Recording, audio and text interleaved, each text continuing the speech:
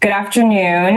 I'm Dr. Sandra Valenciano. You're also welcome to call me Dr. V. I'm the Health Officer and Acting Director for Public Health, Seattle and King County. I'm here to provide you with an update on some recent developments in King County. Washington State Department of Health and CDC informed us on Sunday, May 10th, of 2 King County residents who were exposed to the Hantavirus linked to the international cruise ship that many of you have heard about in the news. Yesterday, we were able to confirm that the individuals were potentially exposed. Our 2 residents were not on the cruise ship, but they were sitting near an ill cruise ship passenger who was removed from a flight before takeoff in South Africa. The individuals are currently feeling well and they're undergoing symptom monitoring, which includes daily temperature checks and regular communication with our public health team. Even though they were identified as contacts, they are not considered contagious because they currently do not have symptoms. We are checking in with them regularly. In addition, yesterday, May 11th, we were informed about a 3rd King County resident who was a passenger on the MV Hantavirus cruise ship. This resident is also feeling well and is being monitored for symptoms along with other American passengers at the National Quarantine Center at the University of Nebraska Medical Center. We do not know at this time when they will return to King County.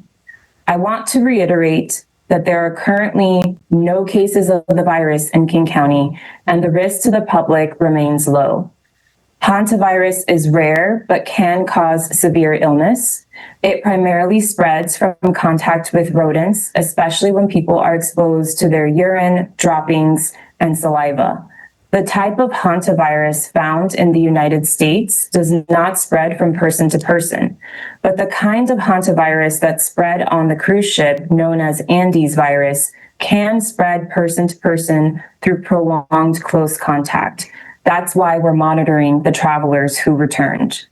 This is a deadly virus, so I can certainly understand why it may be a fear-inducing situation, and I know for many of us, it may bring back memories from the COVID-19 pandemic, but it's also quite different than what happened with COVID-19. When COVID-19 emerged, it was a novel virus, one that had not been seen before, and there was so much we did not know. In contrast, we have decades of information about hantavirus since disease surveillance began in the 1990s. We are continuing to work with the Washington Department of Health and CDC to monitor the situation. I will stop there and welcome any questions. Thank you so much, Dr. V. If you can raise your hand and then you can come on off mute. And please introduce yourself and your news outlet. That would be helpful. So yes, we can start with Elise Takahama. If you can come off mute and go ahead and ask your question. Hey y'all, this is Elise from the Seattle Times. Thanks so much for doing this. Wondering if Dr. Valenciano, you can speak about what measures are in place specifically to the residents who are possibly exposed. Do they have to isolate for a certain amount of time? And can you elaborate on what you mean by public health monitoring these residents? Absolutely. So the 2 individuals are very cooperative and they're following our public health protocols. This includes limiting any activities outside of the home to those that are essential and wearing a well-fitting respirator or mask when they do.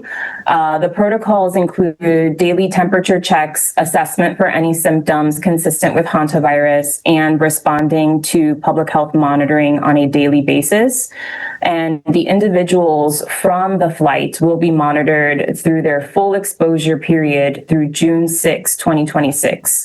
The individual who was on the cruise ship will be monitored for a longer period of time, but we don't know quite yet because we're not sure when they will return to King County or whether they will stay at the Nebraska facility. Thanks so much, Dr. V. I see a question from a Mo, it looks like. Tilly, if you want to go ahead. Sorry, that's Madeline Ottley. I'm with Cairo 7. Thank you. As we look at our tourism season here in Seattle, cruise ship season is in full swing. We are weeks away from these World Cup matches. What is the plan as we prepare to welcome an influx of people coming into our region? Thanks for the question. So the CDC's vessel sanitation unit is actually responsible for cruise ships that are visiting any United States ports, and they have systems for monitoring ill passengers and any potential outbreaks during this time. In terms of our FIFA World Cup preparedness, Public Health Seattle and King County has been preparing for FIFA World Cup for over a year, and we have a number of things that we will be doing. We have really strong surveillance in place here in King County. We'll be working with the Washington Department of Health as well as with our other local health jurisdictions and all of our healthcare systems. We're very lucky that we have the Northwest Healthcare Response Network, which is a very strong organization that brings together all of our healthcare systems. So we have a lot of things in place where we'll be monitoring for a variety of things and surveilling, a number of other potential diseases that could occur during World Cup, like measles.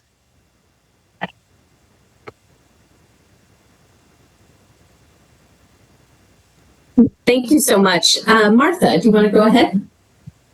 Yeah, I'm Martha Belisle with the Associated Press. I wonder, Doctor, if you could clarify a little bit or explain a little bit how the person who was infected got off the ship and got on an airplane in South Africa that exposed everybody on that airplane? I mean, how did that happen? Or do you know? Thanks for the question. I don't have the specific details about that particular ill passenger. The WHO is handling the specifics of that investigation. What we do know is that the ill passenger was on the plane for about an hour before they were removed from the plane before it took off. What we don't know is, in terms of our two King County residents, we don't know how long our two King County residents were on the plane at the same time as the ill passenger.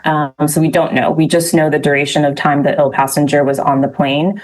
What we also know is that the two King County residents were within 2 seats from the ill passenger, which is why they're considered potentially exposed individuals and why we will be monitoring them through June 6th. It's up to the CDC and WHO to determine, of all the passengers on the plane, who are considered as higher risk contacts versus low risk contacts. Thanks. It looks like, Madeline, you might have a follow-up question. I do. I actually just have 2 more really quick ones. I'm sorry. I hope I'm not taking anyone else's time. But I just wanted some clarification first on those 2 passengers who were on the plane. Are they connected, same household, and where exactly do they live in King County? And then just one other quick question. We obviously had some cases here back in 2017. If you could just explain how this virus, this strain, how contagious it is, might be different or similar to those cases we saw back then. Are you referring to cases in 2017 in Washington State? Yes, that's correct. Okay, thanks. So I'll just share that the 3 individuals that we are aware of are all adults. We are not sharing any additional information at this time in terms of, where they reside within King County to protect patient privacy. And then in terms of previous cases here in Washington State, so the hantavirus that we see in the United States is a different kind of hantavirus. Well, there are different kinds, but here in Washington State, we see a type of hantavirus that is called sin nombre. That does not spread from person to person. We have had about 6 cases in King County since 1997.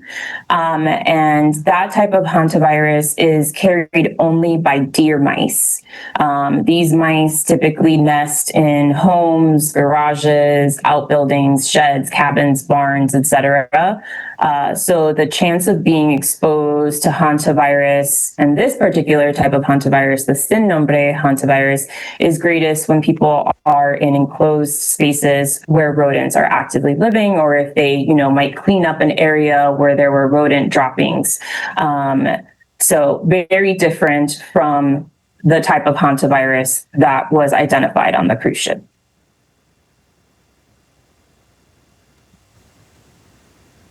Great. Are there other questions? It looks like maybe a follow-up from you, Elise. Go ahead. Yeah, thanks so much. Dr. Valenciano, did you say, sorry if I missed this, when was that flight from South Africa? Sure. I believe, and we will make sure to follow with you.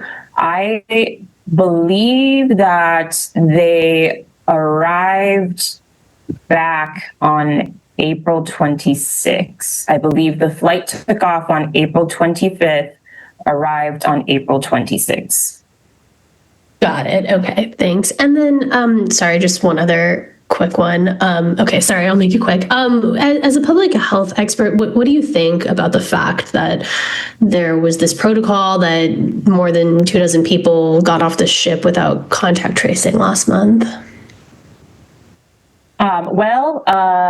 I think that, of course, the situation on the cruise ship had not been officially identified, right?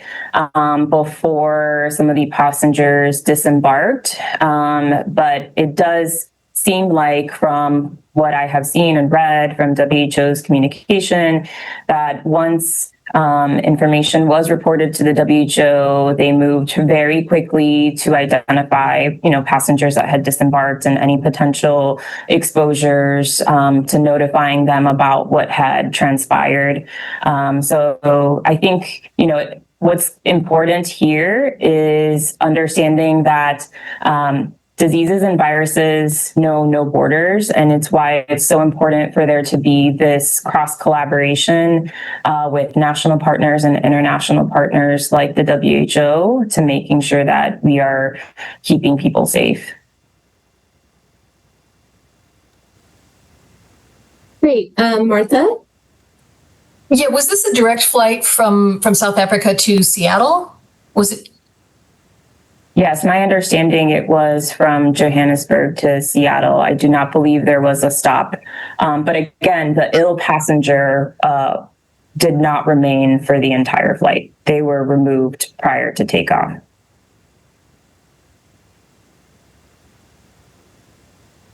And I'm seeing a question about in the chat. Do you know, Dr. V, when the two passengers on the plane were notified that they may have been exposed after the flight?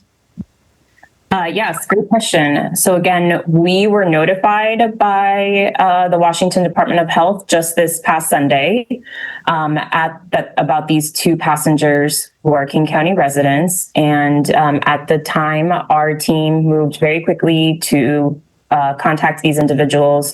We were not able to make contact with them on Sunday, but were able to reach them yesterday morning so that we could begin a full investigation and gather more information from them. So that is when we were able to confirm that, yes, they were in fact on the flight. Yes, they were in fact in their assigned seats, and began the monitoring as of yesterday. Madeline. Just to follow up on the question I previously asked, I know you're not revealing any identifying information about these three adults, but are you able to confirm if those two King County residents seated near each other on the plane are in the same household, or are they in separate households? They are in the same household.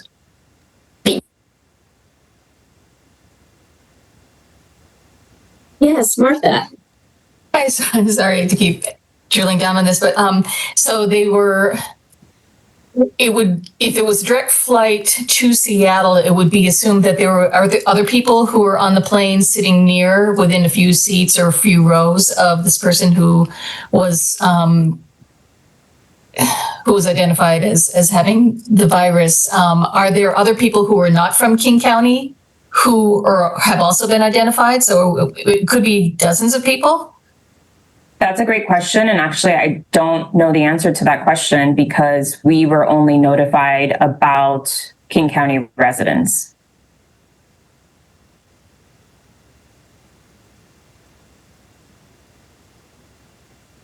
Great. I'm just looking to see if there are any last questions. Yes, I see something in the chat, and I did want to also let everybody know that I just filmed a social media video that we will be putting out on social media.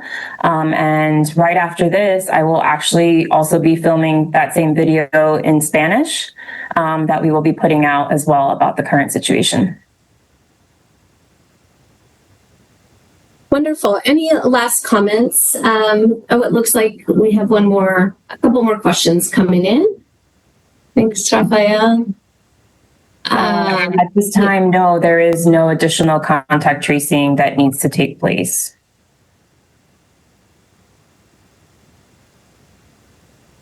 Great. Any last comment from you, Dr. B?